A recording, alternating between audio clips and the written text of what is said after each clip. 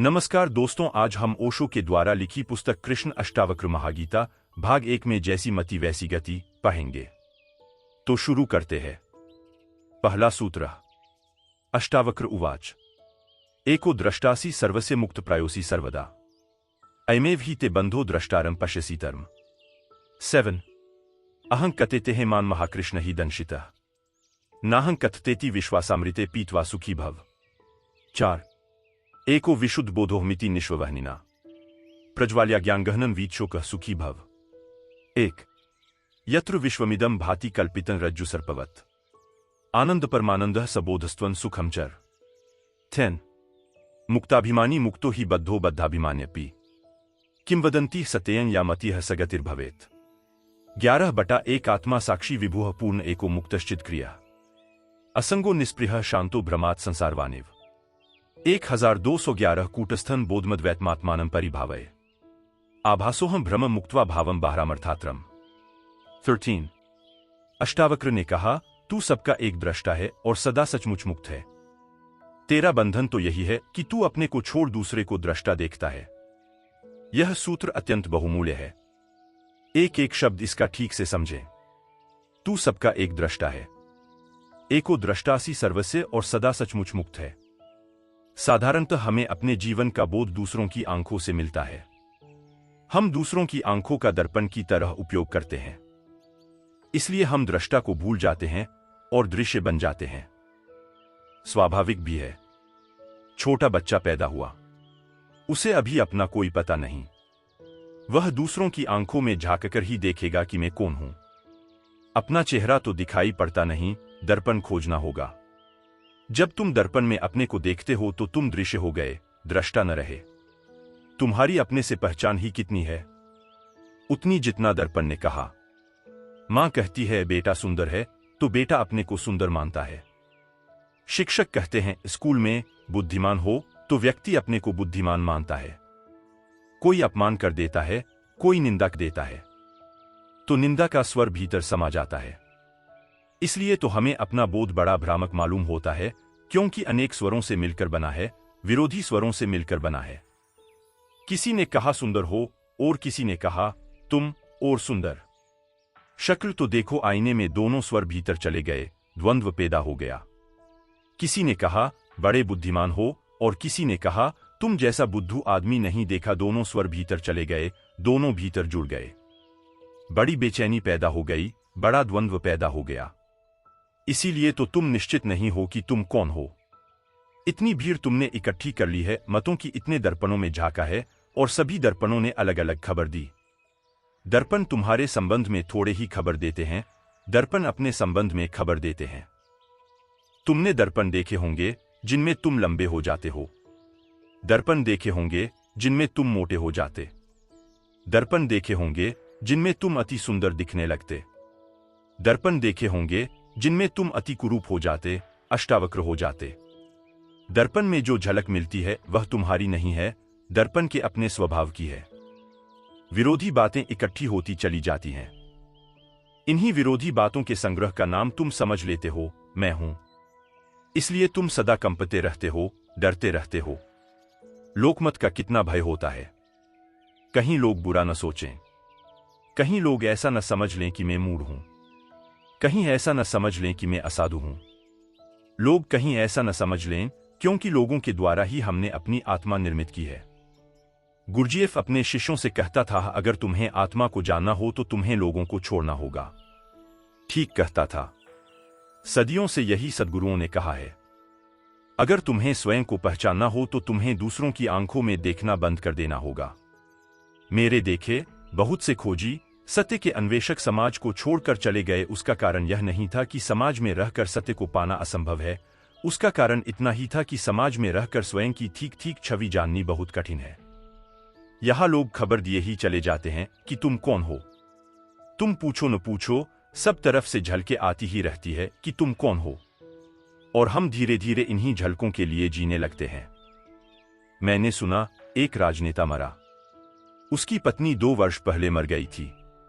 जैसे ही राजनेता मरा, उसकी पत्नी ने उस दूसरे लोक के द्वार पर उसका स्वागत किया। लेकिन राजनेता ने कहा, अभी मैं भीतर न आऊंगा। जरा मुझे मेरी अर्थी के साथ राजघाट तक हो आने दो। पत्नी ने कहा, अब क्या सार है? वहां तो देह पड़ी रह गई, मिट्टी है।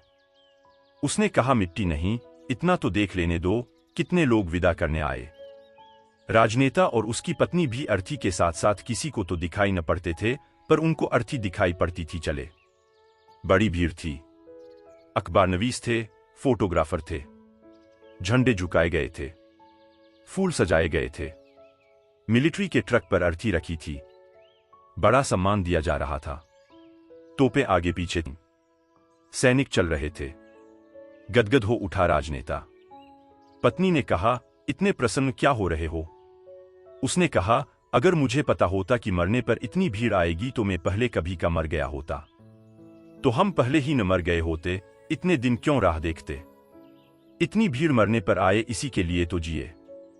भीड़ के लिए लोग जीते हैं, भीड़ के लिए लोग मरते हैं।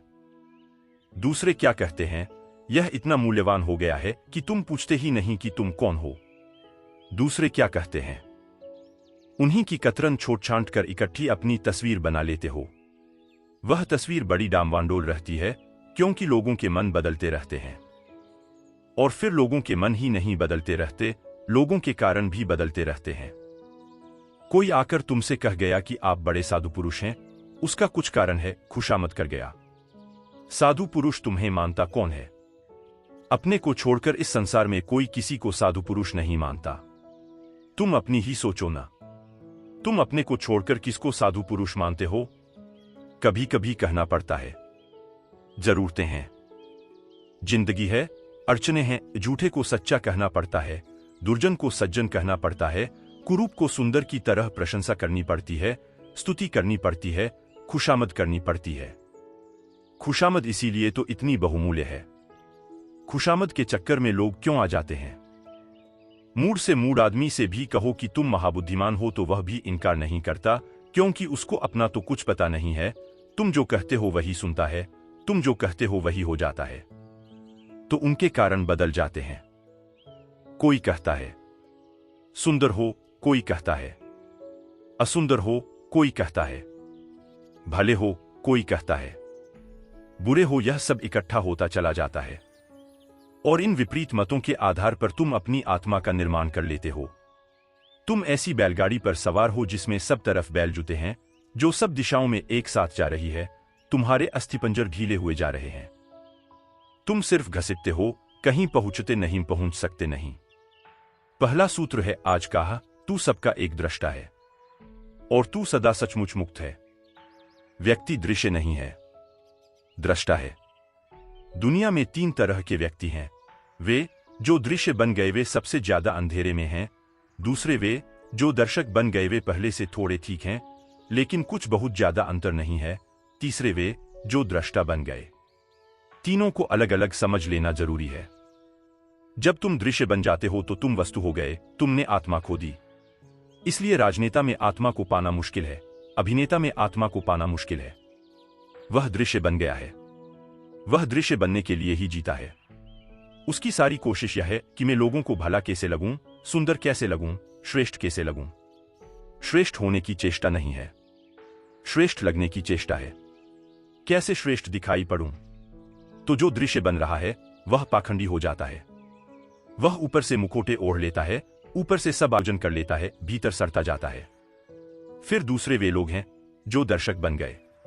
उनकी बड़ी भीड़ है। स्वभावतः पहले तरह के लोगों के लिए दूसरे तरह के लोगों की जरूरत है, नहीं तो दृश्य बनेंगे लोग कैसे? कोई राजनेता बन जाता है, फिर ताली बजाने वाली भीड़ मिल जाती है, तो दोनों में बड़ा मेल बैठ जाता है। नेता हो तो अनुयायी भी चाहिए, कोई नाच रहा हो तो दर्शक भी चाहिए, कोई गीत गा रहा हो तो सुनने वाले भी चाहिए। तो कोई दृश्य बनने में लगा है, कुछ दर्शक बनकर रह गए हैं। दर्शकों की बड़ी भीड़ है। पश्चिम के मनोवैज्ञानिक बड़े चिंतित हैं, क्योंकि लोग बिल्कुल ही दर्शक होकर रह गए हैं। फिल्म दिखाते हैं, रेडियो खोल लेते हैं, टेलीविजन के सामने बैठ जाते हैं घंटों। अमेरिका में करीब करीब औसत आदमी 6 घंटे रोज टेलीविजन देख रहा है। फुटबॉल का मैच हो दिखाते हैं, कुश्ती हो रही हो तो दिखाते हैं, क्रिकेट हो तो दिखाते हैं, ओलंपिक हो तो दिखाते हैं। बस सिर्फ देखने वाले रह गए हैं। खड़े हैं दर्शक की तरह राह के किनारे राहगीर। जीवन का जुलूस निकल रहा है, तुम देख रहे हो। कुछ हैं जो जीवन के जुलूस में सम्मिलित हो गए हैं। वह जरा कठिन धंधा है, वहां बड़ी प्रतियोगिता है। जुलूस में सम्मिलित होना जरा मुश्किल है। बड़े संघर्ष और बड़े आक्रमण की जरूरत है, लेकिन जुलूस को देखने वालों की भी जरूरत है। वे किनारे खड़े देख रहे हैं। अगर वे न हों तो जुलूस भी विदा हो जाए। तुम थोड़ा सोचो, अगर अनुयायी न चलें पीछे तो नेताओं का क्या हो? अकेले झंडा ऊंचा रहे हमारा, बड़े बुद्धू मालूम पड़े, बड़े पागल मालूम पड़े। राह किनारे लोग चाहिए, भीड़ चाहिए, तो पागलपन भी ठीक मालूम पड़ता है। तुम थोड़ा सोचो, कोई देखने न आए और क्रिकेट का मैच होता रहे, मैच के प्राण निकल गए। मैच के प्राण मैच में थोड़े ही हैं, देखने जो लाखों लोग इकट्ठे होते हैं उनमें हैं। और आदमी अद्भुत है। आदमी तो घुड़दौड़ देखने भी जाते हैं। यह पूरा कोरेगांव पार्क घुड़दौड़ देखने वालों की बस्ती है। यह बड़ी हैरानी की बात है। आदमी को दौड़ाओ, कोई घोड़ा देखने नहीं आता। घोड़े दौड़ते हैं, आदमी देखने जाते हैं। यह घोड़ों से भी गई बीती स्थिति हो गई। देखते ही देखते जिंदगी बीत जाती है। दर्शक प्रेम करते नहीं तुम, फिल्म में प्रेम चलता है। वह देखते हो। नाचते नहीं तुम, कोई नाचता है। तुम देखते हो। गीत तुम नहीं गुनगुनाते हो, कोई गुनगुनाता है। तुम सुनते हो। तुम्हारा जीवन अगर नपुंसक हो जाए, अगर उसमें से सब जीवन ऊर्जा खो जाए तो आश्चर्य क्या? तुम्हारे जीवन में कोई गति नहीं है, कोई ऊर्जा का प्रवाह नहीं है। तुम मुर्दे की भांति बैठे हो। बस तुम्हारा कुल काम इतना है कि देखते रहो, कोई दिखाता रहे। तुम देखते रहो। ये दो ही की बड़ी संख्या है दुनिया में। दोनों एक दूसरे से बंधे हैं। मनोवैज्ञानिक कहते हैं दुनिया में हर बीमारी के दो पहलू होते हैं। दुनिया में कुछ लोग हैं जिनको मनोवैज्ञानिक कहते हैं मेसोचिस्ट स्वदुखवादी। वे अपने को सताते हैं। और दुनिया में दूसरा एक वर्ग है जिसको मनोवैज्ञानिक कहते हैं सैडिस्ट, परदुखवादी। वे दूसरे को सताते हैं। दोनों की जरूरत है, इसलिए दोनों जब मिल जाते हैं तो बड़ा रागरंग चलता है। मनोवैज्ञानिक कहते हैं कि अगर पति दूसरों को सताने वाला हो और स्त्री खुद को सताने वाली हो तो इससे बढ़िया जोड़ा और दूसरा नहीं होता। स्त्री अपने को सताने में मजा लेती है, पति दूसरे को सताने में मजा लेता है। राम मिलाई जोड़ी, कोई अंधा कोई कोरी। मिल गए, बिल्कुल मिल गए, बिल्कुल ठीक बैठ गए। हर बीमारी के दो पहलू होते हैं। दृश्य और दर्शक एक ही बीमारी के दो पहलू हैं। स्त्रियां आमतौर से दृश्य बनना पसंद करती हैं, पुरुष आमतौर से दर्शक बनना पसंद करते हैं। मनोवैज्ञानिकों की भाषा में स्त्रियों को वे कहते हैं एग्जीबिशनिस्ट, नुमाइशी। उनका सारा रस नुमाइश बनने में है। मुल्ला नसरुद्दीन मक्खियां मार रहा था। बहुत मक्खियां हो गई थीं तो पत्नी ने कहा इनको हटाओ। आईने के पास मक्खियां मार रहा था, बोला कि एक जोड़ा, दो मादाएं बैठी हैं। पत्नी ने कहा हद हो गई, तुमने पता कैसे चलाया कि नर है कि मादा है? उसने कहा घंटे भर से आईने पर बैठी हैं, मादाएं होनी चाहिए। नर को आईने के पास क्या करना? स्त्रियां आईने से छूट ही नहीं पाती। आईना मिल जाए तो चुंबक की तरह खींच लेता है। सारी जिंदगी आईने के सामने बीत रही है, कपड़ों में, वस्त्रों में, सजावट में, श्रृंगार में। और बड़ी हैरानी की बात है, इतनी सज धज कर निकलती हैं, फिर कोई धक्का दे तो नाराज होती हैं। कोई धक्का न दे तो भी दुखी होंगी, क्योंकि धक्का देने के लिए इतना सजने का इंतजाम था, नहीं तो प्रयोजन क्या था? पति के सामने स्त्रियां नहीं सजती। पति के सामने तो वे भैरवी बनी बैठी हैं, क्योंकि वहां धक्का मुक्का समाप्त हो चुका है। लेकिन घर के बाहर जाएं तब बड़ी तैयारी करती हैं। वहां दर्शक मिलेंगे, वहां दृश्य बनना है। मनुष्य को, पुरुष को मनोवैज्ञानिक कहते हैं वोयूर। उसकी सारी नजर देखने में है, उसका सारा रस देखने में है। स्त्रियों को देखने में रस नहीं है, दिखाने में रस है। इसलिए तो स्त्री पुरुषों का जोड़ा बैठ जाता है। बीमारी के दो पहलू बिल्कुल एक साथ बैठ जाते हैं, और ये दोनों ही अवस्थाएं रुग्ण हैं। अष्टावक्र कहते हैं मनुष्य का स्वभाव दृष्टा का है, न तो दृश्य बनना है और न दर्शक। अब कभी तुम यह भूल मत कर लेना। कई बार मैंने देखा है कुछ लोग यह भूल कर लेते हैं, वे समझते हैं दर्शक हो गए तो दृष्टा हो गए। इन दोनों शब्दों में बड़ा बुनियादी फर्क है। भाषाकोश में शायद फर्क न हो, वहां दर्शक और दृष्टा का एक ही अर्थ होगा, लेकिन जीवन के कोश में बड़ा फर्क है। दर्शक का अर्थ है दृष्टि दूसरे पर है, और दृष्टा का अर्थ है दृष्टि अपने पर है, दृष्टि देखने वाले पर है तो दृष्टा, और दृष्टि दृश्य पर है तो दर्शक। बड़ा क्रांतिकारी भेद है, बड़ा बुनियादी भेद है।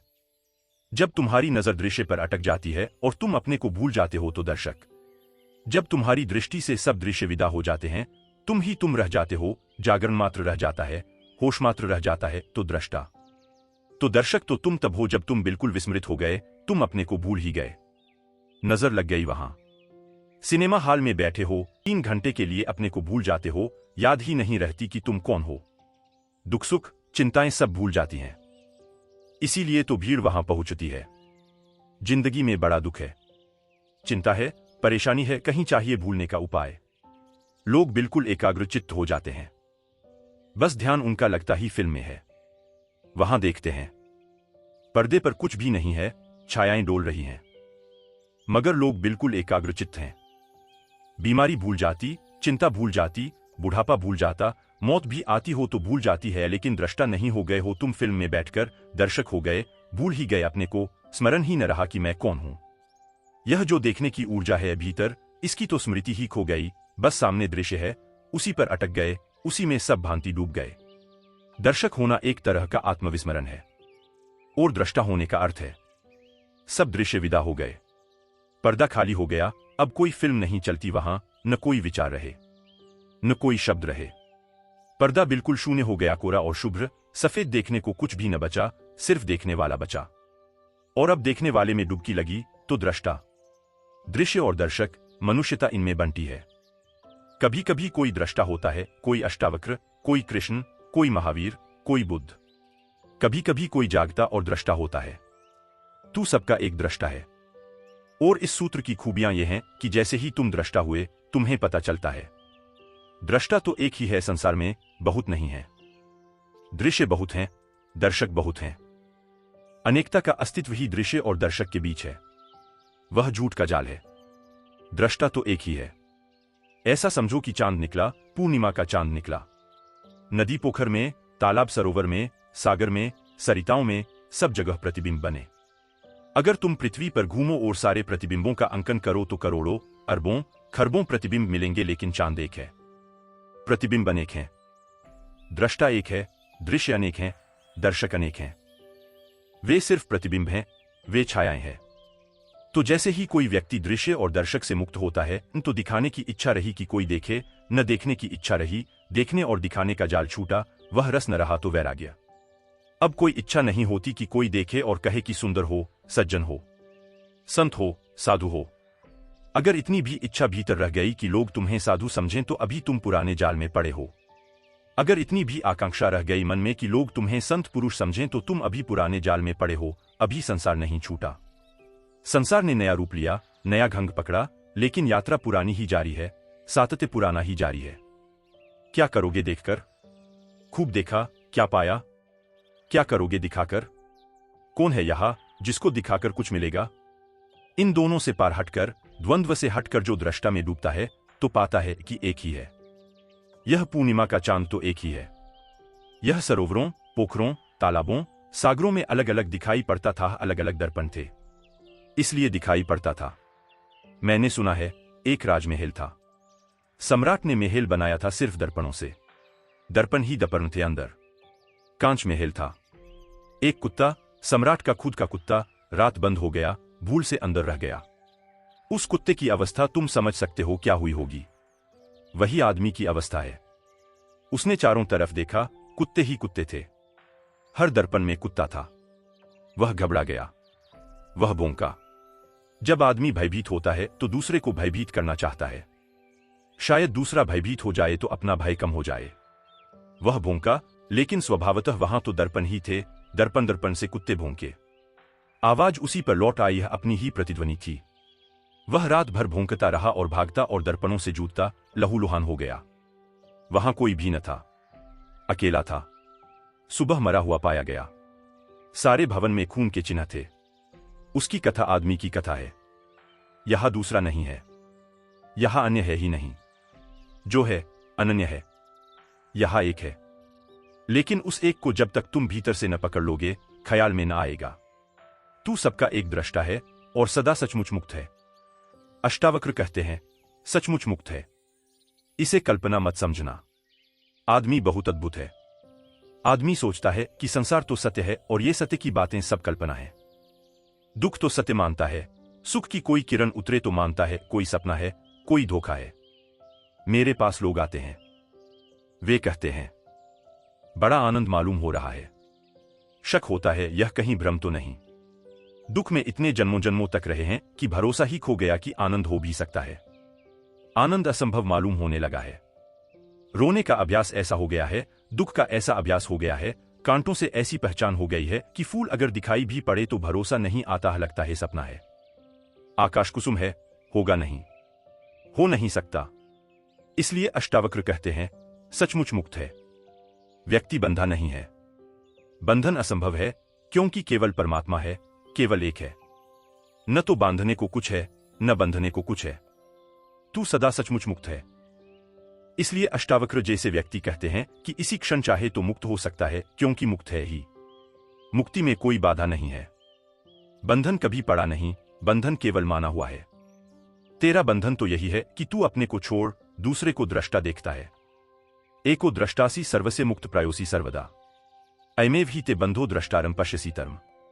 एक ही बंधन है कि तू अपने को छोड़ दूसरे को दृष्टा देखता है, और एक ही मुक्ति है कि तू अपने को दृष्टा जान ले। तो इस प्रयोग को थोड़ा करना शुरू करें। देखते हैं, वृक्ष के पास बैठे हैं, वृक्ष दिखाई पड़ रहा है, तो धीरे धीरे वृक्ष को देखते देखते उसको देखना शुरू करें जो वृक्ष को देख रहा है। जरा से हेरफेर की बात है। साधारणतः चेतना का तीर वृक्ष की तरफ जा रहा है। इस तीर को दोनों तरफ जाने दें। इसका फल दोनों तरफ कर लें। वृक्ष को भी देखें और साथ ही चेष्टा करें उसको भी देखने की जो देख रहा है। देखने वाले को न भूलें, देखने वाले को पकड़ पकड़ लें। बार बार भूलेगा, पुरानी आदत है, जन्मों की आदत है। भूलेगा, लेकिन बार बार देखने वाले को पकड़ लें। जैसे जैसे देखने वाला पकड़ में आने लगेगा, कभी कभी क्षण भर को ही आएगा, लेकिन क्षण भर को ही पाएंगे कि एक अपूर्व शांति का उदय हुआ, एक आशीष बरसा, एक सौभाग्य की किरण उत्तरी। एक क्षण को भी अगर ऐसा होगा तो एक क्षण को भी मुक्ति का आनंद मिलेगा, और वह आनंद तुम्हारे जीवन के स्वाद को और जीवन की धारा को बदल देगा। शब्द नहीं बदलेंगे तुम्हारे जीवन की धारा को, शास्त्र नहीं बदलेंगे, अनुभव बदलेगा, स्वाद बदलेगा। यहां मुझे सुन रहे हैं, इन दो तरह से सुना जा सकता है। सुनते वक्त में जो बोल रहा हूं, अगर उस पर ही ध्यान रहे और तुम अपने को भूल जाओ तो फिर तुम दृष्टा न रहे, श्रोता न रहे, श्रावक न रहे। तुम्हारा ध्यान मुझ पर अटक गया तो तुम दर्शक हो गए। आंख से ही दर्शक नहीं हुआ जाता, कान से भी दर्शक हुआ जाता है। जब भी ध्यान ऑब्जेक्ट पर, विषय पर अटक जाए तो तुम दर्शक हो गए। सुनते वक्त सुनो मुझे, साथ में उसको भी देखते रहो, पकड़ते रहो, टटोलते रहो जो सुन रहा है। निश्चित ही तुम सुन रहे हो, मैं बोल रहा हूं। बोलने वाले पर ही नजर न रहे, सुनने वाले को भी पकड़ते रहो, बीच बीच में उसका ख्याल लेते रहो। धीरे धीरे तुम पाओगे कि जिस घड़ी में तुमने सुनने वाले को पकड़ा, उसी घड़ी में तुमने मुझे सुना, शेष सब व्यर्थ गया। जब तुम सुनने वाले को पकड़कर सुनोगे तब जो मैं कह रहा हूं वही तुम्हें सुनाई पड़ेगा।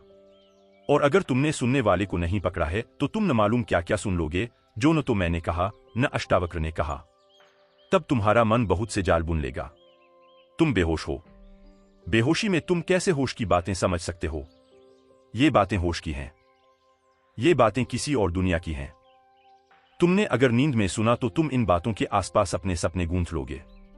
तुम इन बातों का रंग खराब कर दोगे, तुम इनको पोत लोगे, तुम अपने ढंग से इनका अर्थ निकाल लोगे, तुम इनकी व्याख्या कर लोगे। तुम्हारी व्याख्या में ही ये अद्भुत वचन मुर्दा हो जाएंगे।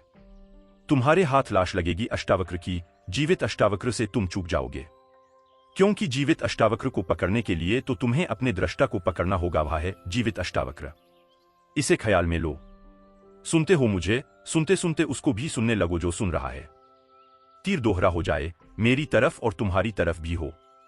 अगर मैं भूल जाऊं तो कोई हर्जा नहीं, लेकिन तुम नहीं भूलने चाहिए। और एक ऐसी घड़ी आती है जब न तो तुम रह जाते हो न मैं रह जाता हूं।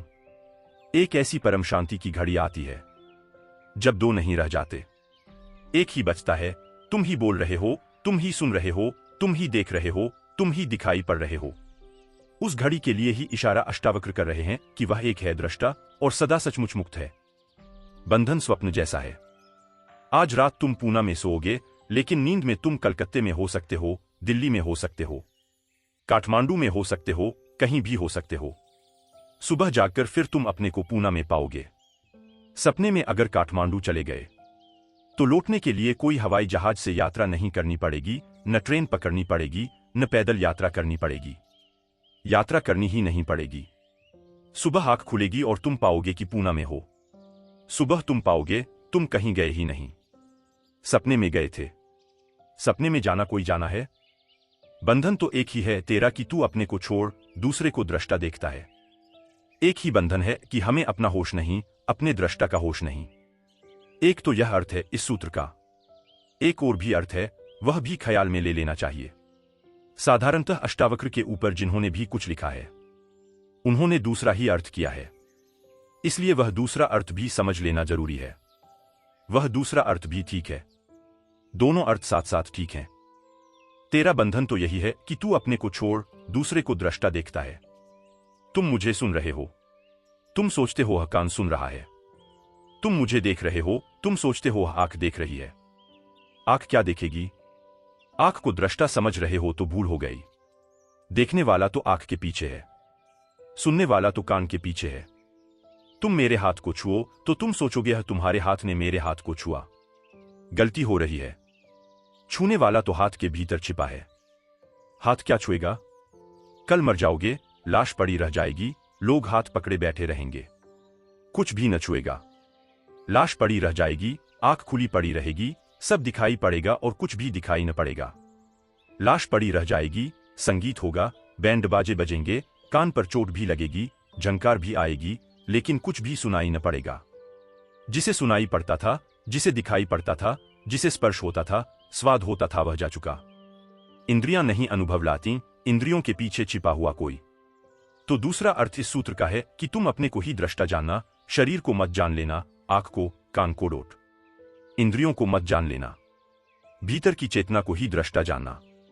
मैं करता हूं, ऐसे अहंकार रूपी अत्यंत काले सर्प से दंशित हुआ तू, मैं करता नहीं हूं, ऐसे विश्वास रूपी अमृत को पीकर सुखी हो। अहंकर्ता इति में करता हूं, ऐसे अहंकार रूपी अत्यंत काले सर्प से दंशित हुआ तू डॉट। हमारी मान्यता ही सब कुछ है। हम मान्यता के सपने में पड़े हैं। हम अपने को जो मान लेते हैं वही हो जाते हैं। यह बड़ी विचार की बात है। यह पूरब के अनुभव का सार निचोड़ है। हमने जो मान लिया है अपने को, वही हम हो जाते हैं। तुमने अगर कभी किसी सम्मोहनविद को, हिप्नोटिस्ट को प्रयोग करते देखा हो तो तुम चौंके होगे। अगर वह किसी व्यक्ति को सम्मोहित करके कह देता है, पुरुष को, कि तुम स्त्री हो, और फिर कहता है उठो चलो, तो वह आदमी स्त्री की तरह चलने लगता है। बहुत कठिन है स्त्री की तरह चलना। उसके लिए खास तरह का शरीर का ढांचा चाहिए। स्त्री की तरह चलने के लिए गर्भ की खाली जगह चाहिए पेट में, अन्यथा कोई स्त्री की तरह चल नहीं सकता। या बहुत अभ्यास करे तो चल सकता है। लेकिन कोई सम्मोहनविद किसी को सुला देता है बेहोशी में और कहता है उठो, तुम स्त्री हो, पुरुष नहीं, चलो, वह स्त्री की तरह चलने लगता है। वह उसे प्याज पकड़ा देता है और कहता है यह सेब है, नाश्ता कर लो, वह प्याज का नाश्ता कर लेता है। और उससे पूछो कैसा स्वाद, वह कहता है बड़ा स्वादिष्ट। उसे पता भी नहीं चलता कि यह प्याज है, उसे बास भी नहीं आती। सम्मोहनविदों ने अनुभव किया है और अब तो यह वैज्ञानिक तथ्य है, इस पर बहुत प्रयोग हुए हैं। सम्मोहन में मूर्छित व्यक्ति के हाथ में उठाकर एक साधारण कंकड़ रख दो और कह दो अंगारा रख दिया है। वह झटक कर फेंक देता है, चीख मारता है कि जल गया। इतने तक भी बात होती तो ठीक था, लेकिन हाथ पर फफोला आ जाता है। तुमने खबर सुनी होगी लोगों की कि जो आग पर चल लेते हैं, वह भी सम्मोहन की गहरी अवस्था है। अगर तुमने ऐसा मान लिया कि नहीं जलूंगा तो आग भी नहीं जलाती, मानने की बात है। अगर जरा भी संदेह रहा तो मुश्किल हो जाएगी, तो जल जाओगे। ऐसा बहुत बार हुआ है कि कुछ लोग सिर्फ हिम्मत करके चले गए कि जब इतने लोग चल रहे हैं तो हम भी चल लेंगे, लेकिन भीतर संदेह का कीड़ा था, वे जल गए। ऑक्सफोर्ड यूनिवर्सिटी में इस पर प्रयोग किया गया। लंका से कुछ बौद्ध भिक्षु बुलाए गए थे चलने के लिए। वे बुद्ध पूर्णिमा को हर वर्ष बुद्ध की स्मृति में आग पर चलते हैं। वह बात बिल्कुल ठीक है। बुद्ध की स्मृति में आग पर चलना चाहिए, क्योंकि बुद्ध की कुल स्मृति इतनी है कि तुम देह नहीं हो। तो जब हम देह ही नहीं हैं, तो आग हमें कैसे जलाएगी? कृष्ण ने गीता में कहा है, न आग तुझे जला सकती है, न शस्त्र तुझे छेद सकते हैं। नैनन छिंदंती शस्त्राणी नैनन दहती पावका। नहीं आग तुझे जलाएगी, नहीं शस्त्र तुझे छेद सकते हैं। तो बुद्ध पूर्णिमा के दिन श्रीलंका में बौद्ध भिक्षु आग पर चलते हैं। उन्हें निमंत्रित किया गया। वे ऑक्सफोर्ड में भी चले। जब वे ऑक्सफोर्ड में चल रहे थे तो एक भिक्षु जल गया। कोई 20 भिक्षु चले, एक भिक्षु जल गया। खोजबीन की गई कि बात क्या हुई। वह भिक्षु सिर्फ इंग्लैंड देखने आया था। उसे कोई भरोसा नहीं था कि वह चल पाएगा। उसकी मर्जी कुछ और थी। वह तो सिर्फ यात्रा करने आया था। उसकी तो आकांक्षा इतनी ही थी कि इंग्लैंड देख लेंगे। और उसने सोचा कि ये जब 19 लोग नहीं जलते तो मैं क्यों जलूंगा। मगर भीतर संदेह का कीड़ा था, वह जल गया। और वहीं उसी रात दूसरी घटना घटी कि एक प्रोफेसर, ऑक्सफोर्ड यूनिवर्सिटी का प्रोफेसर जिसने कभी यह घटना न देखी थी न सुनी थी, वह सिर्फ बैठकर देख रहा था। उसे देखकर इतना भरोसा आ गया कि वह उठा और चलने लगा और चल गया। न तो वह बौद्ध था, न धार्मिक था। उसे तो कुछ पता ही नहीं था। उसे तो सिर्फ इतने लोगों का चलना देखकर यह लगा, यह भाव इतनी गहनता से उठा, यह श्रद्धा इतनी सघन हो गई कि वह उठा एक गहन आनंद भाव में और नाचने लगा आग पर। भिक्षु भी चौंके, क्योंकि भिक्षुओं को तो यह ख्याल था कि बुद्ध भगवान उन्हें बचा रहे हैं। यह आदमी तो कोई बौद्ध नहीं है। यह तो अंग्रेज था और धार्मिक भी नहीं था। चर्च भी नहीं जाता था, तो क्राइस्ट भी इसकी फिक्र नहीं करेंगे। बुद्ध से तो कुछ लेना देना है नहीं। इसका तो कोई भी मालिक नहीं था। सिर्फ श्रद्धा। हम जो मानते हैं गहन श्रद्धा में, वही हो जाता है। मैं करता हूं, ऐसे अहंकार रूपी अत्यंत काले सर्प से दंशित हुआ तू, मैं करता नहीं हूं। ऐसे विश्वास रूपी अमृत को पीकर सुखी हो। यह वचन ख्याल रखना, बार बार अष्टावक्र कहते हैं। सुखी हो। वह कहते हैं, इसी क्षण घट सकती है बात। अहंकर्ता इति मैं करता हूं, ऐसी हमारी धारणा है। उस धारणा के अनुसार हमारा अहंकार निर्मित होता है। कर्ता यानी अस्मिता। मैं करता हूं, उसी से हमारा अहंकार निर्मित होता है। इसलिए जितना बड़ा करता हो उतना बड़ा अहंकार होता है। तुमने अगर कुछ खास नहीं किया तो तुम क्या अहंकार रखोगे। तुमने एक बड़ा मकान बनाया, उतना ही बड़ा तुम्हारा अहंकार हो जाता है। तुमने एक बड़ा साम्राज्य रचाया, तो उतनी ही सीमा तुम्हारे अहंकार की हो जाती है। इसीलिए तो दुनिया को जीतने के लिए पागल लोग निकलते हैं। दुनिया को जीतने थोड़े ही निकलते हैं। दुनिया किसने कब जीती। लोग आते हैं, चले जाते हैं, दुनिया को कौन जीत पाता है। लेकिन दुनिया को जीतने निकलते हैं घोषणा करने की मेरा अहंकार इतना विराट है कि सारी दुनिया को छोटा कर दूंगा, घेर लूंगा, सीमा बना दूंगा, मैं ही परिभाषा बनूंगा सारे जगत की। सिकंदर और नेपोलियन और तैमूर और नादिर और सारे पागल दुनिया को घेरने चलते हैं। यह दुनिया को घेरने के लिए जो आकांक्षा है, यह अहंकार की आकांक्षा है। किसी को तुमने देखा, मंत्री हो गया या मुख्यमंत्री हो गया, तब उसकी चाल देखी, फिर पद पर नहीं रहा, तब उसको देखा। ऐसी खराब हालत हो जाती है पद से उतरकर। आदमी वही है, बल खो जाता है। वह जो अहंकार का विष था, जो गति दे रहा था, नशा दे रहा था, वह चाल में जो मस्ती आ गई थी, सिर ऊंचा उठ गया था, रीढ़ सीधी हो गई थी, वह सब खो जाता है। क्या हो गया। एक क्षण पहले इतना बल मालूम होता था, एक क्षण बाद ऐसा निर्बल हो गया। राजनीतिज्ञ पदों से उतरकर ज्यादा दिन जिंदा नहीं रहते। राजनीतिज्ञ जब तक जीतते हैं तब तक बलशाली रहते हैं, जैसे ही हारने लगते हैं वैसे ही बल खो जाता है। मनोवैज्ञानिक कहते हैं कि लोग रिटायर होकर जल्दी मर जाते हैं। 10 साल का फर्क पड़ता है, थोड़ा बहुत फर्क नहीं। जो आदमी 80 साल जीता है, वह जब 60 साल में रिटायर हो जाता है तो 70 में मर जाता है। वह आदमी 80 साल जी सकता था, कोई और कारण न था मरने का, लेकिन मरने का एक कारण मिल गया कि जब तुम कलेक्टर थे, कमिश्नर थे, पुलिस इंस्पेक्टर थे, या कांस्टेबल ही सही, स्कूल के मास्टर ही सही। स्कूल के मास्टर की भी अकड़ होती है, उसकी भी एक दुनिया होती है। 30-40 लड़कों पर तो रोब बांध ही रखता है, उनको तो दबाए ही रखता है। वहां तो सम्राट ही होता है। कहते हैं जब औरंगजेब ने अपने बाप को कारागृह में बंद कर दिया तो उसके बाप ने कहा कि मुझे यहां मन नहीं लगता, तू एक काम कर, 30-40 छोटे छोटे लड़के भेज दे तो मैं एक मदरसा खोल दूं। कहते हैं कि औरंगजेब ने कहा कि बाप जेल में तो पड़ गया है, लेकिन पुरानी सम्राट होने की अकड़ नहीं जाती, तो 30-40 लड़कों पर ही अब मालकियत करेगा। उसने इंतजाम कर दिया। छोटा छोटा स्कूल का मास्टर भी 30-40 लड़कों की दुनिया में तो राजा है। बड़े से बड़े राजा को भी इतना बल कहां होता है। कहो उठो तो उठते हैं लोग, कहो बैठो तो बैठते हैं लोग, सब उसके हाथ में है। स्कूल का मास्टर ही सही, कलेक्टर हो, डिप्टी कलेक्टर हो, मिनिस्टर हो, कोई भी हो, जैसे ही रिटायर होता है वैसे ही बल खो जाता है। अब कोई रास्ते पर नमस्कार नहीं करता।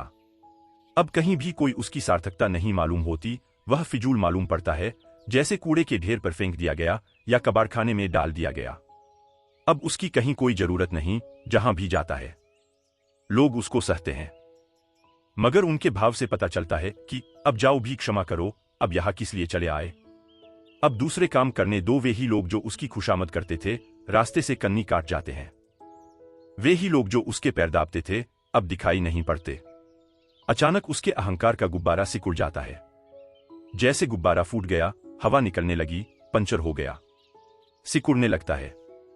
जीने में कोई अर्थ नहीं मालूम होता। मरने की आकांक्षा पैदा होने लगती है। वह सोचने लगता है, अब मर ही जाऊं, क्योंकि अब क्या सार है। रिटायर होकर लोग जल्दी मर जाते हैं, क्योंकि उनके जीवन का सारा बल तो उनके साम्राज्यों में था। कोई हेड क्लर्क था तो 10-5 क्लर्कों को ही सता रहा था। इससे कोई फर्क नहीं पड़ता कि तुम कौन हो, तुम चपरासी सही, मगर चपरासी की भी अकड़ होती है। जब जाओ दफ्तर में अंदर तो चपरासी को देखो, स्टूल पर ही बैठा है बाहर, लेकिन उसकी अकड़ देखो। वह कहता है, ठहरो। मुल्ला नसरुद्दीन कांस्टेबल का काम करता था। एक महिला को तेजी से कार चलाते हुए पकड़ लिया। जल्दी से निकाली नोटबुक, लिखने लगा। महिला ने कहा, सुनो, बेकार लिखापढ़ी मत करो, मेयर मुझे जानते हैं। मगर वह लिखता ही रहा। महिला ने कहा कि सुनते हो कि नहीं, चीफ मिनिस्टर भी मुझे जानते हैं, मगर वह लिखता ही रहा। आखिर महिला ने आखिरी दाव मारा। उसने कहा, सुनते हो कि नहीं, इंदिरा गांधी भी मुझे जानती हैं। मुल्ला ने कहा, बकवास बंद करो, मुल्ला नसरुद्दीन तुम्हें जानता है। उस महिला ने कहा, कौन मुल्ला नसरुद्दीन, मतलब? उसने कहा, मेरा नाम मुल्ला नसरुद्दीन है। अगर मैं जानता हूं तो कुछ हो सकता है, बाकी कोई भी जानता रहे, भगवान भी तुम्हें जानता हो, यह रिपोर्ट लिखी जाएगी, यह मुकदमा चलेगा। हर आदमी की अपनी अकड़ है। कांस्टेबल की भी अपनी अकड़ है, उसकी भी अपनी दुनिया है, अपना राज्य है, उसके भीतर फंसे कि वह सताएगा। अहंकार जीता है उस सीमा पर जो तुम कर सकते हो।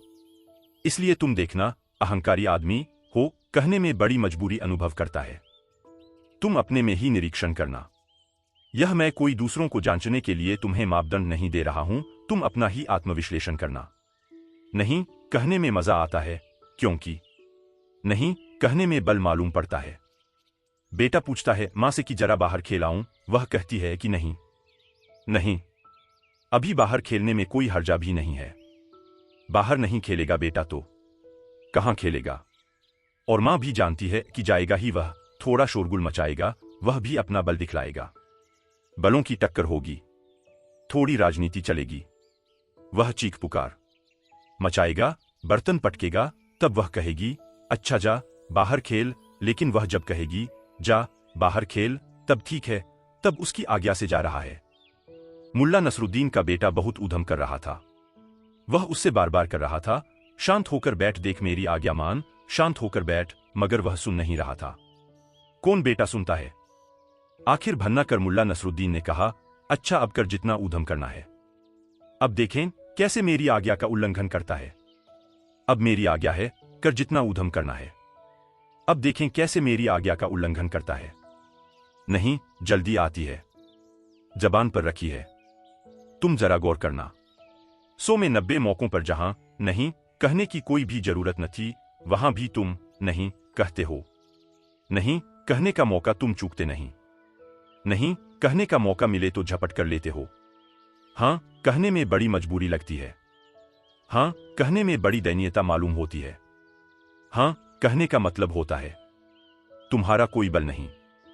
इसलिए जो बहुत अहंकारी हैं वे नास्तिक हो जाते हैं। नास्तिक का मतलब उन्होंने आखिरी नहीं कह दी। उन्होंने कह दिया ईश्वर भी नहीं, और की तो बात छोड़ो। नास्तिक का अर्थ है कि उसने आखिरी अल्टीमेट परम इनकार कर दिया।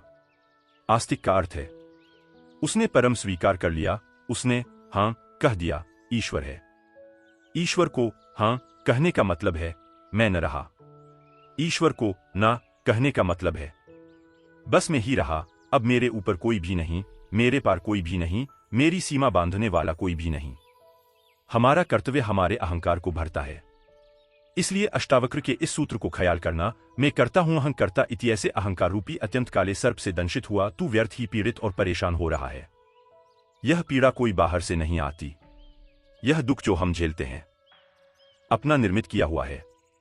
जितना बड़ा अहंकार उतनी पीड़ा होगी। अहंकार घाव है। जरासी हवा का झोंका भी दर्द दे जाता है। निरहंकारी व्यक्ति को दुखी करना असंभव है। अहंकारी व्यक्ति को सुखी करना असंभव है। अहंकारी व्यक्ति ने तय ही कर लिया है कि अब सुखी नहीं होना है, क्योंकि सुख आता है हम भाव से, स्वीकार भाव से। सुख आता है यह बात जानने से कि मैं क्या हूं। एक बूंद हूं सागर में, सागर की एक बूंद हूं। सागर ही है, मेरा होना क्या है। जिस व्यक्ति को अपने न होने की प्रतीति सघन होने लगती है, उतने ही सुख के अंबार उस पर बरसने लगते हैं। जो मिटा वह भर दिया जाता है। जिसने अकड़ दिखाई वह मिट जाता है। मैं करता नहीं हूं ऐसे विश्वास रूपी अमृत को पीकर तू सुखी हो। मैं करता नहीं हूं ऐसे भाव को अष्टावक्र अमृत कहते हैं। अहं न करता इति यही अमृत है। इसका एक अर्थ और भी समझ लेना चाहिए। सिर्फ अहंकार मरता है, तुम कभी नहीं मरते। इसलिए अहंकार मृत्यु है, विष है। जिस दिन तुमने जान लिया कि अहंकार है ही नहीं, बस मेरे भीतर परमात्मा ही है, उसका ही एक फैलाव, उसकी ही एक किरण, उसकी ही एक बूंद, फिर तुम्हारी कोई मृत्यु नहीं, फिर तुम अमृत हो। परमात्मा के साथ तुम अमृत हो, अपने साथ तुम मरणधर्मा हो। अपने साथ तुम अकेले हो, संसार के विपरीत हो, अस्तित्व के विपरीत हो, तुम असंभव युद्ध में लगे हो जिसमें हार सुनिश्चित है। परमात्मा के साथ सब तुम्हारे साथ है, जिसमें हार असंभव, जीत सुनिश्चित है। सबको साथ लेकर चल पड़ो। जहां सहयोग से घट सकता हो वहां संघर्ष क्यों करते हो। जहां झुक कर मिल सकता हो वहां लड़कर लेने की चेष्टा क्यों करते हो। जहां सरलता से, विनम्रता से मिल जाता हो वहां तुम व्यर्थ ही ऊधम क्यों मचाते हो, व्यर्थ का उत्पात क्यों करते हो। मैं करता नहीं हूं ऐसे विश्वास रूपी अमृत को पीकर सुखी हो।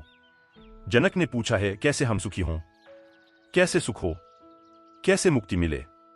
कोई विधि नहीं बता रहे हैं अष्टावक्र। वे यह नहीं कह रहे हैं कि साधो इस तरह।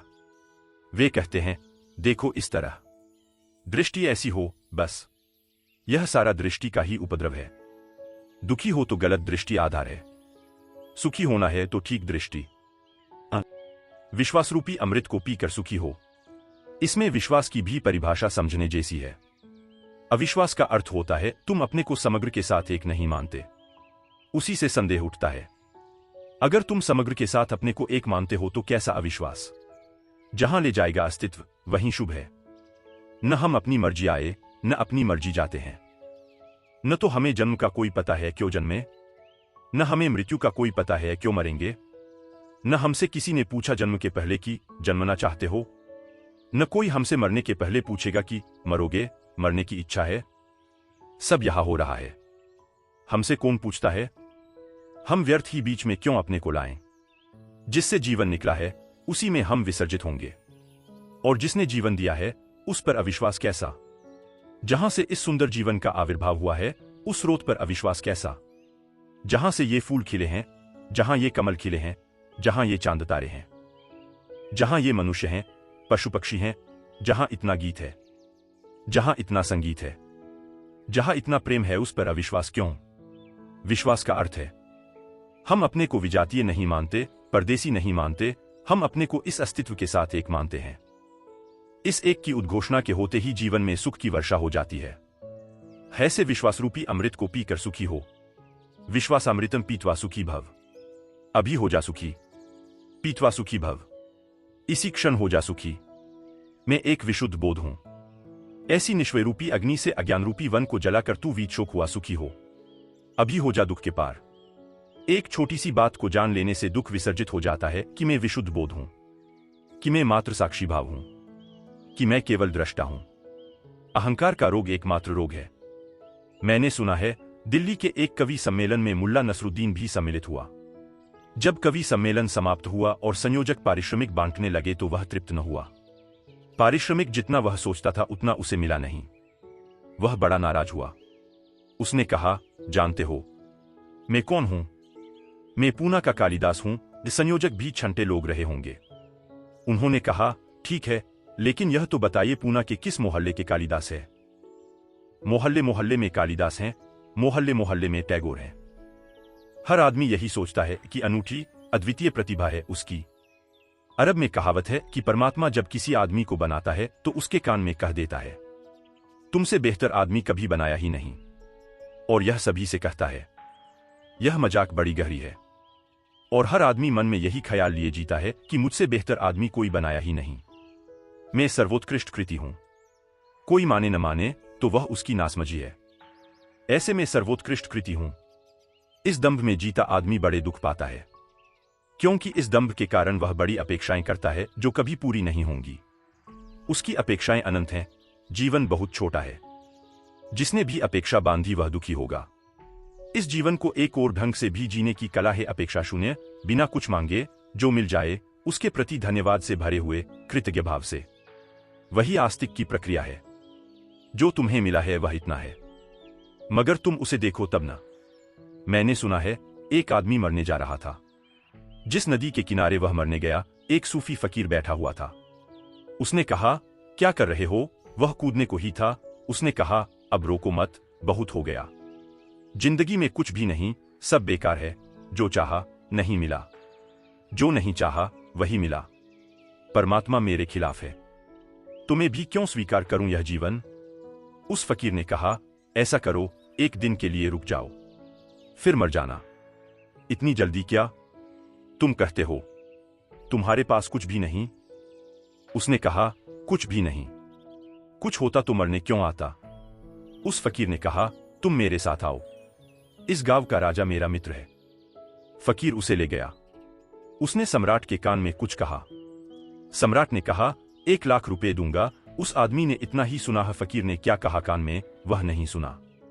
सम्राट ने कहा, 1 लाख रुपए दूंगा। फकीर आया और उस आदमी के कान में बोला कि सम्राट तुम्हारी दोनों आंखें 1 लाख रुपए में खरीदने को तैयार है, बेचते हो? उसने कहा, क्या मतलब? आंख और बेच दूं?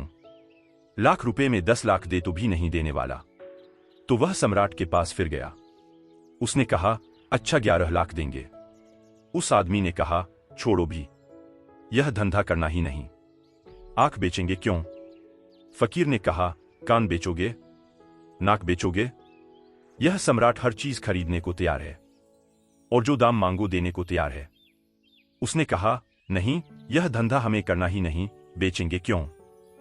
उस फकीर ने कहा, जरा देख, आंख तू 11 लाख में भी बेचने को तैयार नहीं, और रात तू मरने जा रहा था और कह रहा था कि मेरे पास कुछ भी नहीं है। जो मिला है वह हमें दिखाई नहीं पड़ता। जरा इन आंखों का तो ख्याल करो, यह कैसा चमत्कार है। आंख चमड़ी से बनी है, चमड़ी का ही अंग है, लेकिन आंख देख पाती है। कैसी पारदर्शी है, असंभव संभव हुआ है। ये कान सुन पाते संगीत को, पक्षियों के कलरव को, हवाओं के मरमर को, सागर के शोर को। ये कान सिर्फ चमड़ी और हड्डी से बने हैं। यह चमत्कार तो देखो, तुम हो। यह इतना बड़ा चमत्कार है कि इससे बड़ा और कोई चमत्कार क्या तुम सोच सकते हो? इस हड्डी मांसमज्जा की देह में चैतन्य का दिया जल रहा है। जरा इस चैतन्य के दिए का मूल्य तो आको। जब बच्चा पैदा होता है तो कोई अहंकार नहीं होता, बिल्कुल निरहंकार, निर्दोष होता है। खुली किताब होता है, कुछ भी लिखावट नहीं होती, खाली किताब होता है। फिर धीरे धीरे अक्षर लिखे जाते हैं, फिर धीरे धीरे अहंकार निर्मित किया जाता है। माँ बाप, परिवार, समाज, स्कूल, विश्वविद्यालय फिर उसके अहंकार को मजबूत करते चले जाते हैं। यह सारी प्रक्रिया हमारे शिक्षण की और संस्कार की, सभ्यता और संस्कृति की बस एक बीमारी को पैदा करती है, अहंकार को जन्माती है। यह अहंकार फिर जीवन भर हमारे पीछे प्रेत की तरह लगा रहता है। अगर तुम धर्म का ठीक अर्थ समझना चाहो तो इतना ही है।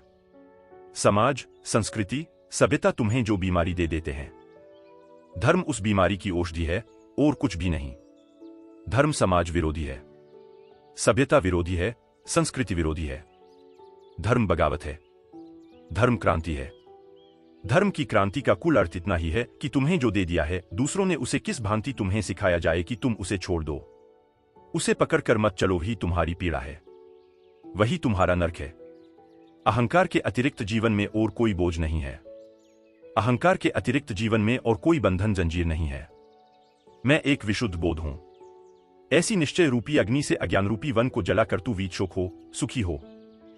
अहंकार का अर्थ है अपने चैतन्य को किसी और चीज से जोड़ लेना। एक आदमी कहता है कि मैं बुद्धिमान हूं, तो उसने बुद्धिमानी से अपने अहंकार को जोड़ लिया तो उसकी चेतना अशुद्ध हो गई। तुमने देखा, दूध में कोई पानी मिला देता है तो हम कहते हैं दूध अशुद्ध हो गया। लेकिन अगर पानी मिलाने वाला कहे कि हमने बिल्कुल शुद्ध पानी मिलाया है, फिर तब भी तुम कहोगे अशुद्ध हो गया। शुद्ध पानी मिलाओ या अशुद्ध, यह थोड़े ही सवाल है पानी मिलाया। इससे कोई फर्क नहीं पड़ता कि तुमने शुद्ध पानी मिलाया तो भी दूध तो अशुद्ध हो गया। और अगर गौर करो तो दूध ही अशुद्ध नहीं हुआ, गानी भी अशुद्ध हो गया। पानी और दूध दोनों शुद्ध थे, अलग अलग मिलकर अशुद्ध हो गए। विपरीत और विजातीय और अन्य से मिलकर उपद्रव होता है। चैतन्य जैसे ही अपने से भिन्न से मिल जाता है। तुमने कहा मैं बुद्धिमान।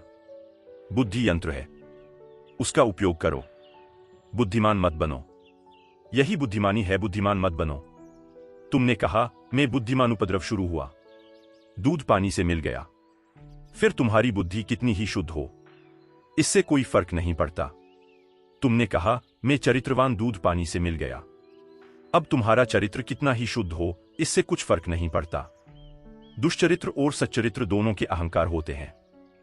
मैंने सुना है, एक पुरानी कहानी की जार के जमाने में रूस में साइबेरिया में 3 कैदी बंद थे और तीनों में सदा विवाद हुआ करता था कि कौन बड़ा अपराधी है। और तीनों में सदा विवाद हुआ करता था कि कौन ज्यादा दिन से जेल भोग रहा है। जेल में अक्सर यह होता है, लोग वहां भी बढ़ा चढ़ाकर बताते हैं। ऐसा नहीं कि तुम अपना बैंक बैलेंस बढ़ा चढ़ाकर बताते हो और मेहमान आ जाते हैं तो घर में पड़ोस से फर्नीचर मांगकर और गलीचे बिछा देते हो, तुम ही धोखा देते हो। ऐसा नहीं है। ऐसा नहीं है कि तुम ही दूसरों को देखकर खूब जोर जोर से हरे राम करने लगते हो कि कोई आ जाए तो प्रार्थना लंबी हो जाती है, पूजा की घंटियां जोर से बजने लगती हैं, कोई न आए जल्दी निपटा लेते हो। ऐसा तुम ही करते हो। ऐसा नहीं है। मेहमान घर में हो तो तुम मंदिर चले जाते हो, क्योंकि मेहमानों पर धार्मिक होने का प्रभाव डालना है। कैदी भी कारागृह में इसी तरह करते हैं। उन 3 कैदियों में विवाद होता था। एक दिन पहले कैदी ने कहा, मैं जब जेल में आया था, जब मुझे साइबेरिया की जेल में डाला गया, तब मोटर गाड़ी नहीं चलती थी। दूसरे ने कहा, इसमें क्या रखा है? अरे, मैं जब डाला गया तब बैलगाड़ी तक नहीं चलती थी। तीसरे ने कहा, बैलगाड़ी क्या होती है? वे यह सिद्ध करने की कोशिश कर रहे हैं कि कौन कितने प्राचीन समय से इस जेल में पड़ा हुआ है। इसमें भी अहंकार है। मैंने सुना है, एक जेल में एक नया अपराधी आया। जिस कोठरी में उस भेजा गया था, उसे कोठरी में एक दादा पहले से ही जमे थे। उस दादा ने पूछा कि कितने दिन रहेगा। उसने कहा कि यही कोई 20 साल की सजा हुई है। उसने कहा, तू दरवाजे पर ही रह, तुझे जल्दी निकलना पड़ेगा। तू दरवाजे के पास ही अपना बिस्तरा लगा ले। अपराधी का भी अहंकार है। बुरे के साथ भी आदमी अपने अहंकार को भरता है, भले के साथ भी भरता है। लेकिन दोनों स्थितियों में चैतन्य अशुद्ध हो जाता है। जिनको हम यह संसार के दुख कह रहे हैं, वे हमारे ही बोध की भ्रांतियां हैं, जिसमें यह कल्पित संसार रस्सी में सांप जैसा भासता है। तुमने देखा कभी रस्सी पड़ी हो रास्ते पर अंधेरे में, बस सांप का ख्याल आ जाता है। ख्याल आ गया तो रस्सी पर सांप आरोपित हो गया, भागे, चीख पुकार मचा दी। हो सकता है दौड़ने में गिर पड़ो, हाथ पैर तोड़ लो, तब बाद में पता चले कि सिर्फ रस्सी थी, नाहक दौड़े। लेकिन फिर क्या होता है? हाथ पैर तोड़ चुके। लेकिन अगर तुम्हारे पास थोड़ा सा भी बोध का दिया हो, प्रकाश हो थोड़ा, तो अंधेरी से अधेरी रात में भी तुम बोध के दिए से देख पाओगे कि रस्सी रस्सी है, सर्प नहीं है। इस बोध में ही आनंद और परमानंद का जन्म होता है। अतएव तू सुखपूर्वक विचर। तेरे पास सूत्र है, तेरे पास ज्योति है। ज्योति को तूने नाहक के पर्दों में झांका। पर्दे हटा, घूंघट के पट खोल, विचार के, वासना के, अपेक्षा के, कल्पनाओं के, सपनों के पर्दे हटाओ। वे ही है घूंघट। घूंघट को हटाओ, खुली आंख से देखो। लोग बुरके ओढ़े बैठे हैं। उन बुरकी के कारण कुछ दिखाई नहीं पड़ता। धक्के खा रहे हैं, गड्ढों में गिर रहे हैं। वहीं आनंद परमानंद बोध है। अतएव तू सुखपूर्वक विचर। यत्र विश्वमिदं भाति कल्पितं रज्जु सर्पवत्। आनंद परमानंदः सबोधस्त्वं सुखं चर। आनंद परमानंदः सबोधस्त्वं सुखं चर। इस थोड़े से बोध को समझ लो, पकड़ लो, पहचान लो, फिर विचरण करो सुख में। यह अस्तित्व परम आनंद है। इस अस्तित्व ने दुख जाना नहीं। दुख तुम्हारा निर्मित किया हुआ है। कठिन है समझना यह बात, क्योंकि हम इतने दुख में जी रहे हैं।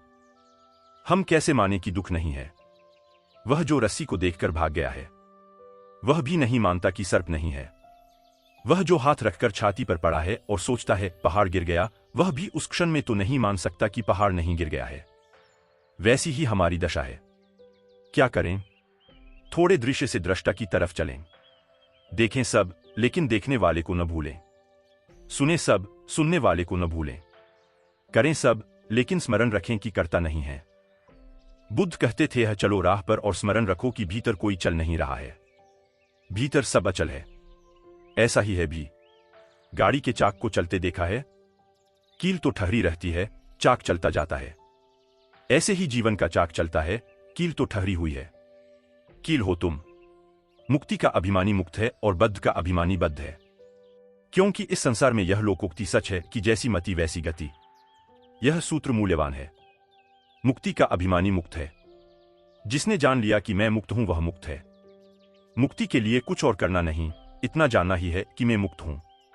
तुम्हारे करने से मुक्ति ना आएगी, तुम्हारे जानने से मुक्ति आएगी। मुक्ति कृत्य का परिणाम नहीं, ज्ञान का फल है। मुक्ति का अभिमानी मुक्त है और बद्ध का अभिमानी बद्ध है। जो सोचता है मैं बंधा हूं वह बंधा है। जो सोचता है मैं मुक्त हूं वह मुक्त है। तुम जरा करके भी देखो। एक 24 घंटे ऐसा सोचकर देखो कि चलो 24 घंटे यही सही, मुक्त हूं। 24 घंटे मुक्त रहकर देख लो।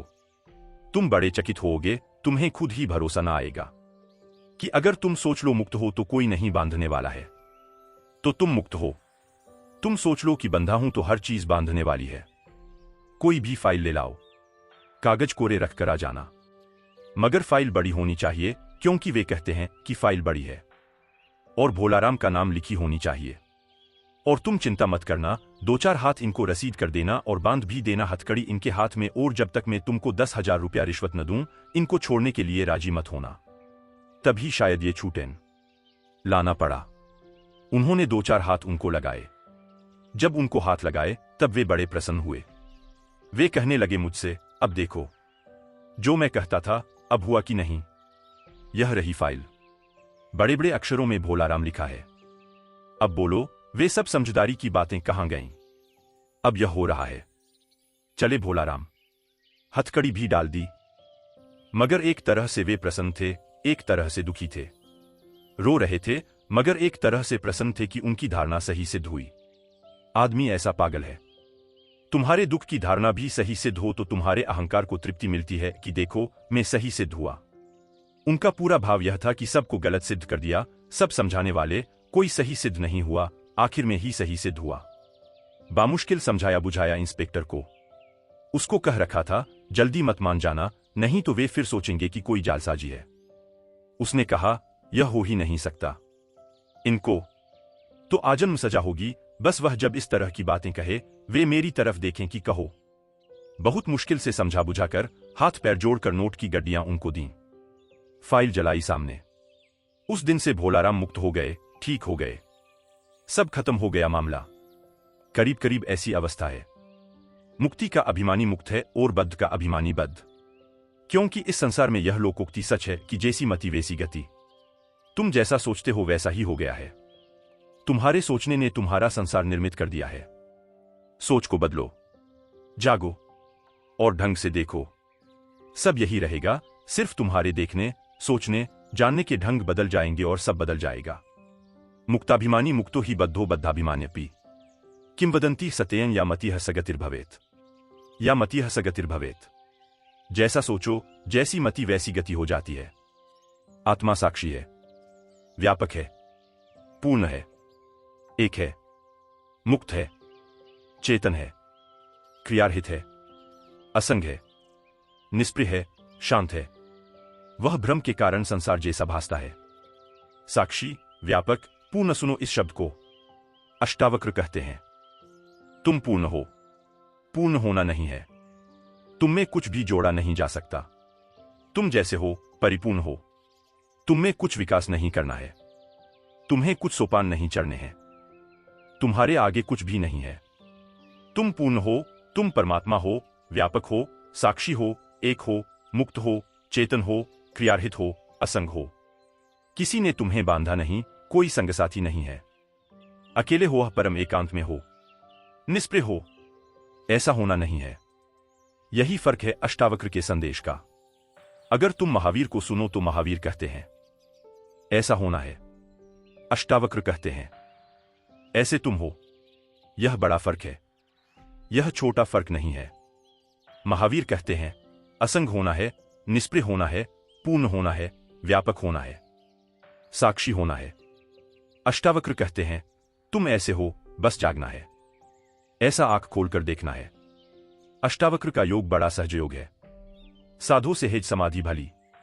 मैं आभासरूप अहंकारी जीव हूं, ऐसे भ्रम को और बाहर भीतर के भाव को छोड़कर तू कूटस्थ बोधरूप अद्वैत आत्मा का विचार कर। अहम आभासः इति में आभासरूप अहंकारी जीव हूं।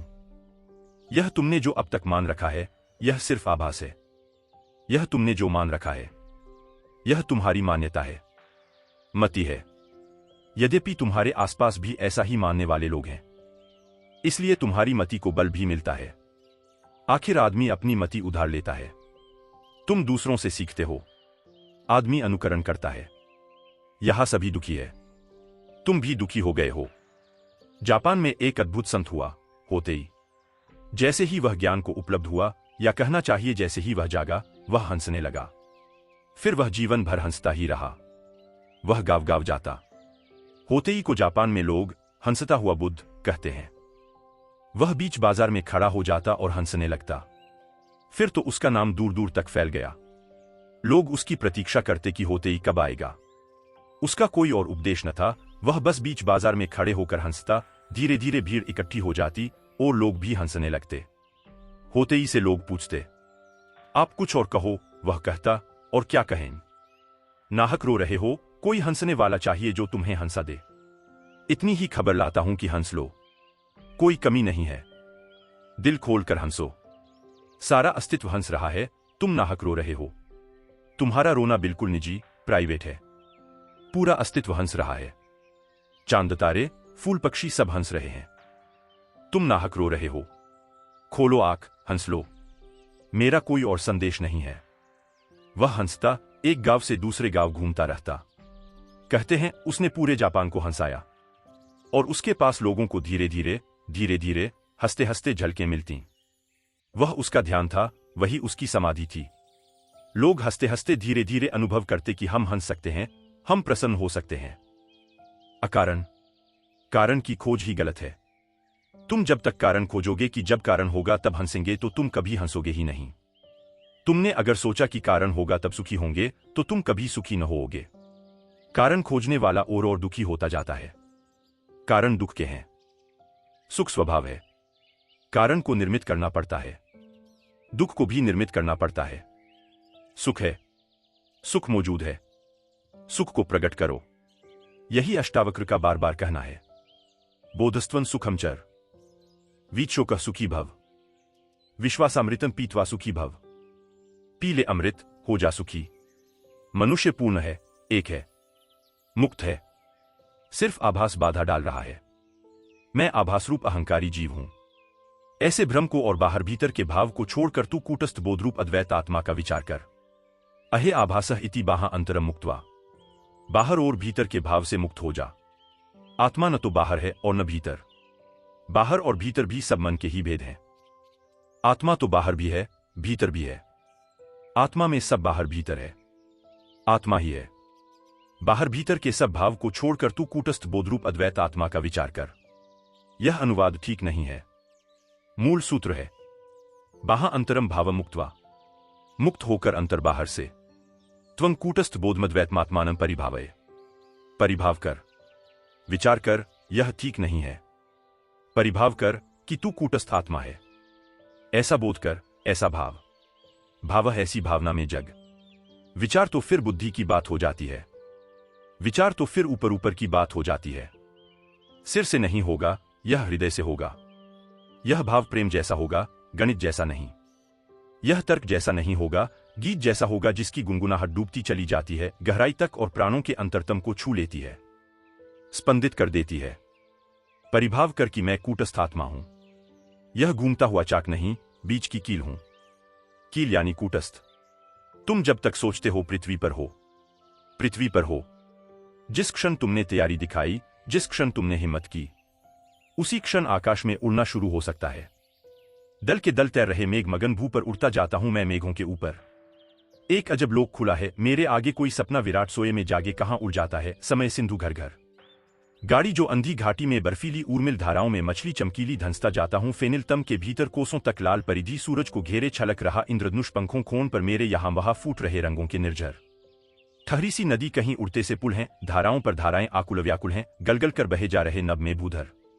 गावों पर गाव धवल जंगल कासों के उगते ये तरु अनंत किसकी सांसों के एक दूसरी धरती बना हुआ है। अंबर दल के दल तैर रहे मेघ मगन भू पर उड़ता जाता हूं मैं मेघों के ऊपर।